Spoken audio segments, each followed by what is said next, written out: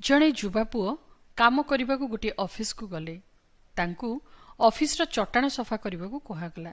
ସେ ଏତେ ସୁନ୍ଦର ସଫା କଲେ ଯେ ଅଫିସର ତାଙ୍କ ପ୍ରତି ଖୁସି ହେଲେ ଓ ଚାକିରିରେ ନେବାକୁ ଚାହିଁଲେ। ସେହି ଯୁବାକୁ କହିଲେ, ତୁମ ଇମେଲ୍ ଆଇଡି ଦିଅ। ସେ କହିଲେ, ସାର୍, ମୋର ଇମେଲ୍ ଆଇଡି ନାହିଁ କି କମ୍ପ୍ୟୁଟର ନାହିଁ। ସେହି ଅଫିସର ଜଣକ କହିଲେ, ଯଦି ତୁମର ଇମେଲ୍ ଆଇଡି ନାହିଁ ତେବେ ଏହି ଜଗତରେ ରହିବା ତୁମେ ଯୋଗ୍ୟ ନୁହଁ କି ଚାକିରି କରିବା ଯୋଗ୍ୟ ନୁହଁ।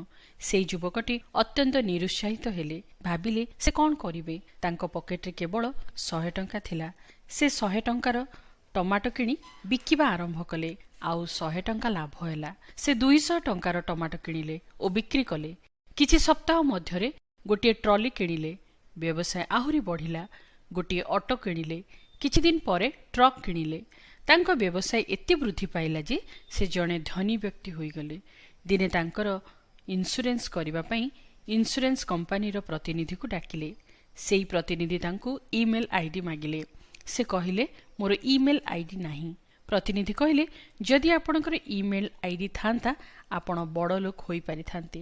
ସେ କହିଲେ, ମୋର ଯଦି ଇମେଲ୍ ଆଇଡି ଥାନ୍ତା ମୁଁ ଝାଡ଼ୁଦାର ହୋଇଥାନ୍ତି। ହଁ ପ୍ରିୟ ବନ୍ଧୁ, ଆପଣ ହୁଏତ ମନ ଦୁଃଖ କରୁଥିବେ, ଆପଣଙ୍କ ପାଖରେ କିଛି ନାହିଁ। କିନ୍ତୁ ଯାହା ଅଛି ତାହା ବ୍ୟବହାର କରନ୍ତୁ। ପ୍ରଭୁ ଆପଣଙ୍କୁ ପ୍ରଚୁର ଭାବରେ ଆଶୀର୍ବାଦ କରିବେ।